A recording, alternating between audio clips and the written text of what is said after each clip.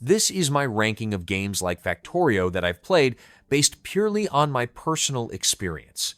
Each one is placed from masterpiece down to trash, depending on how well the automation systems work, how satisfying it is to build and optimize, and how engaging the progression feels over time. Let's get straight into the list. Desynced started as something I thought would be a simple automation setup, but it quickly showed how deep it really goes. The drone control system has many layers, especially when power grids and connectivity become important. At first I felt overwhelmed and even stepped away after a couple of hours, but coming back helped me understand things slowly. Setting up production chains and managing equipment slots can be tricky, and mistakes can waste resources, which slows progress. Still, learning through those mistakes felt satisfying. The map is massive with lots to explore, and the research keeps opening up new systems over time. Even after many hours, it still felt like I had barely explored everything. This one earns its place in the excellent tier. Modulus felt like a calm break compared to most automation games, with no pressure pushing me to rush anything. I spent a lot of time slowly building systems, figuring out how to shape components using voxel tools and connecting everything in a way that made sense. Instead of fixed recipes, I had to think through how each piece should be cut, merged, and delivered, which made even simple setups feel like small puzzles. Looking back at older designs and realizing how inefficient they were was part of the fun.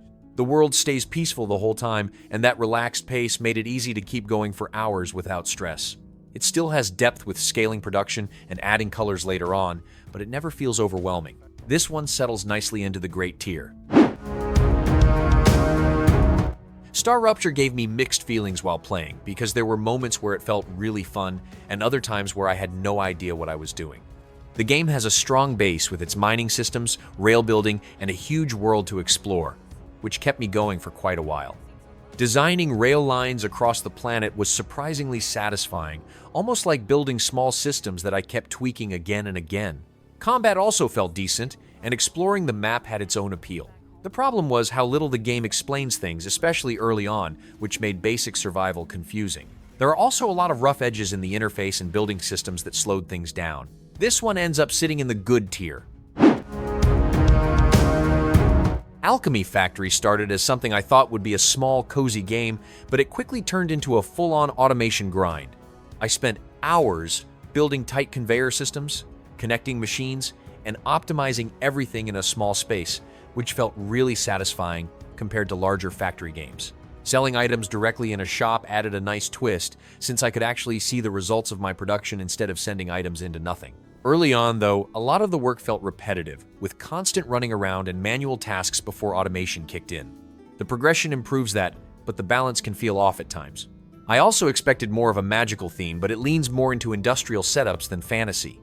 It still kept me playing longer than expected. This one ends up landing in the good tier. Microtopia started with a simple idea of building an ant colony, and at first, watching everything grow felt satisfying. Setting up paths and guiding ants through different tasks gave a clear sense of progress, especially when the colony started expanding faster. The system with logic gates and routes had some interesting depth, and later on, managing multiple colonies added a bit more variety. But early on, it felt too limited, with important tools locked behind progression, which made the first few hours more tedious than they needed to be. I spent a lot of time waiting to unlock basic options that would have made things smoother from the start. While the presentation is calm and well done, the pacing and restrictions held it back from being more engaging. This one ends up sitting in the mediocre tier. The Farmer Was Replaced took me by surprise with how it blends farming and programming into one smooth experience. Instead of doing tasks manually, I had to write simple code to control a drone that handled planting and harvesting, which made progress feel earned. The system builds step by step, unlocking new tools, crops, and ways to improve efficiency as I learned more. Even when I made mistakes, the game gave helpful hints that made it easy to keep going without getting stuck. I also liked how it works almost like an idle game, letting my farm run while I stepped away. The pacing felt steady, and learning how to optimize everything kept me thinking the whole time without becoming overwhelmed. This one easily climbs into the excellent tier. Atrio, the Dark Wild, placed me in a strange world where I had to figure things out step by step, and at first, it felt a bit confusing.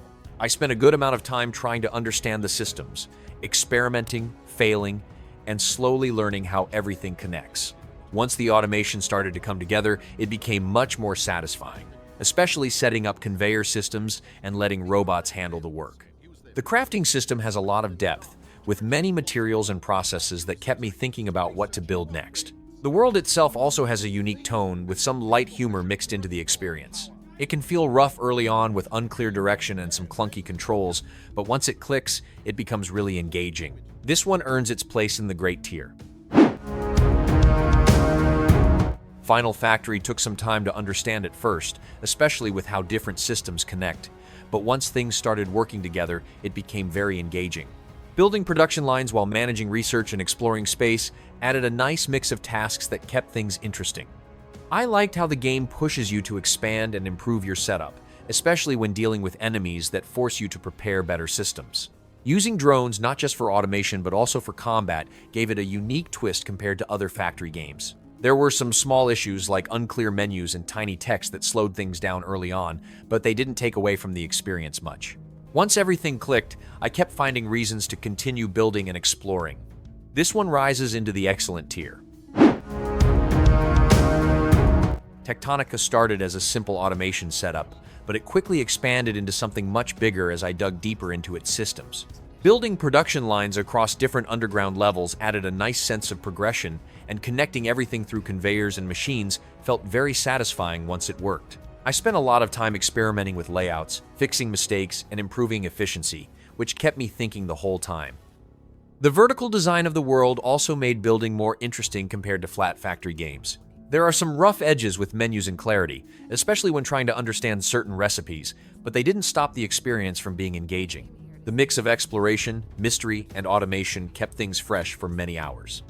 This one easily reaches the excellent tier.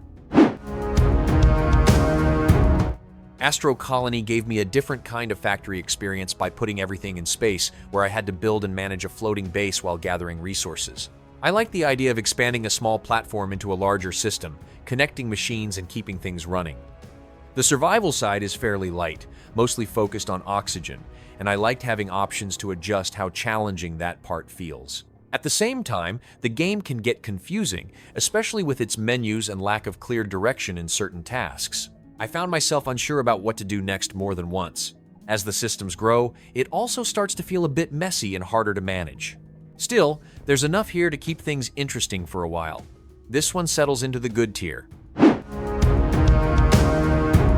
Timberborn gave me a very different kind of colony experience, where managing water became the main focus. I spent a lot of time shaping the land, building dams, and controlling rivers to keep my colony alive through droughts. Watching the environment react to my changes felt really satisfying, especially when the farmland started thriving again after a good setup. The vertical building system also added another layer, letting me stack structures and think more about space. As the colony grew, balancing food, water, and energy kept things engaging without feeling too stressful. The later challenges with droughts and toxic water added tension and made planning more important. It all came together in a way that kept me thinking and improving my setup over time. This one stands strong in the excellent tier. That's my full list. Some of these really pushed my love for automation, while others didn't quite hold up over time. If you've played any of these or have your own favorites, I'd be curious to see how your ranking compares. Thanks for watching.